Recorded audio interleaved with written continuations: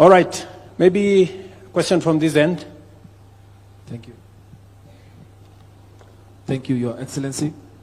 My name's Ezekiel Onyango, but you can call me Easy. I'm currently the chairperson of Kenya Film and Television Professionals Association. Professionally, I'm a researcher in the cultural and creative industries. I have a master's degree from the University of Manchester in that area, and a creative economy expert who has worked globally with organizations like IFC, AU, and the World Conference on the Creative Economy.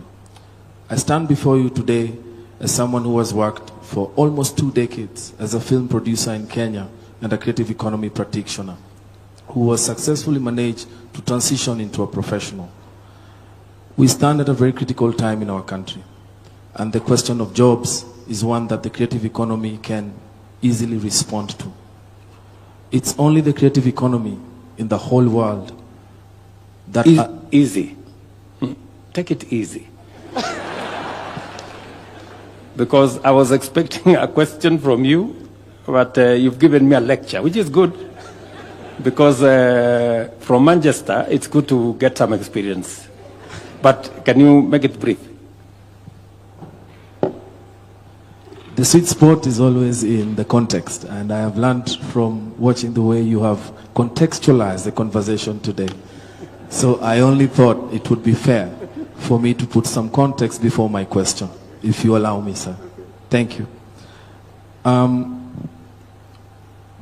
policies that promote the growth of talent-driven sectors like ours have been proven to work, especially in the creative economy, as we have witnessed in countries like Indonesia, where in 2023 they reported 4% contribution of GDP, which is equivalent to what the tourism sector has contributed in Kenya. While we appreciate the bottom-up strategy that you have, that has given us the State Department for Youth and Creative Economy, we as the creative industry experts feel like there is a tension where there is a bottom-up strategy but a top-down approach in implementation, where the industry has been left out, and that has left the State Department with systemic inefficiencies, and 2 years in, we are yet to even have a roadmap or a plan of how we can fix our systemic challenges. Before my question, I'll say to you 3 important areas that we need to address urgently as a country for the creative economy to respond. Number 1 is outdated policy frameworks, the case of old laws trying to tackle new problems. Number 2 is intellectual property. To every creative person, that is our title deed. That is our bargaining power. When IP is not protected, then we have nothing. And number 3 is the problem of piracy, the small endemic that has injured Kenya and no one speaks about. I can be able to demonstrate that in one financial year, Kenya loses close to 92 billion shillings because of piracy, both to government and industry.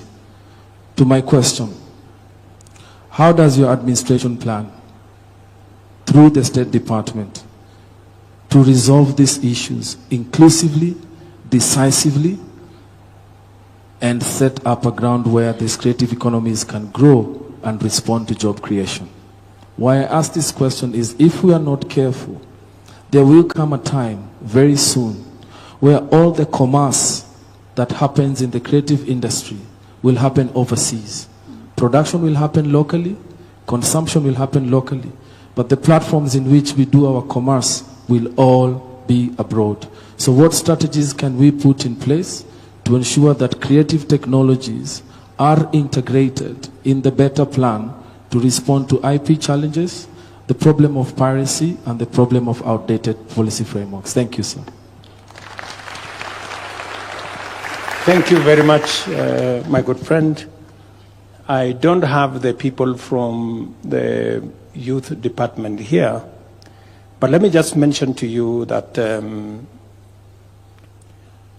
reason why I made a policy decision that the sports fund, which initially had been spread to cover many things, including building hospitals and building all manner of things, I said that must now stop so that we concentrate the sports fund on matters to do with sports and the creatives. That is policy direction number one. Number two, you have said correctly about outdated laws. It is the thing I was struggling with, even with the BPOs. And it is the reason why on Wednesday, we will be signing off to change the law in the employment space around the BPOs. And I agree with you that outdated laws have created a big problem for us. Whether we are talking about what we can do around the film, around the whole creative space. And I remember we had trouble trying to bring on board the Grammys. I remember we had very serious challenges, and I had personally to get involved, for some of these to come on board, on what we can do around the studio and what we can do around that space. And I remember Dennis Itumbi, who I'm sure is somewhere here, pushing me to do certain things. Did you hear what that good man said? And can you help me say some of those things that we agreed that we want, especially on the two subjects of intellectual property and piracy? So on intellectual property and piracy, sir, Easy has actually been involved in the crafting of the creative economy bill that is still pending in Parliament, and he's played a good part with his association of coming with that. And that is a key part in that creative economy bill with a few amendments, and he's in the working group. So in fact, the challenge will be back to him to ensure that he helps us to ensure that we get it back and good and going. However, he's raised two key issues, both, if you allow me to respond to him. Yes. The first one is on the commerce of the creative economy. The president went to the USA and interacted, including with Hollywood stars at Tyler Perry Studios. And one of the things that the president is now working on is for a space for the creative economy. We all appreciate that Nairobi on Sundays has become an open theater where people actually shoot everything. In fact, ahead of Easy there is a gentleman from Grammy Awards, and there's also something there you are doing around the Grammy Awards for Africa. And we have actually instructed the State Department to pay so that then the Grammy Awards can be hosted in Kenya.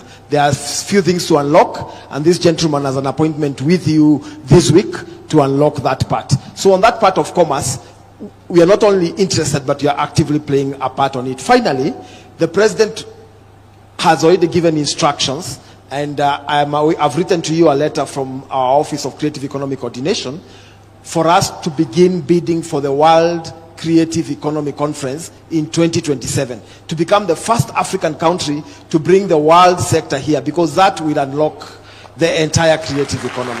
Thank you very much. Let me help you, Dennis. Actually, the money for Grammys we already paid. We are not about to pay. We already paid 500 million shillings towards that, and I'm sure the gentleman from Grammys can confirm that that is the direction we are going. And so I think back to you, the motions are going through in Parliament. The creative bill is going through specifically to remove the challenges you have highlighted, to update the law so that we remove outdated legislation, to provide for a sure footing on matters intellectual property, and also to deal with the challenge or piracy.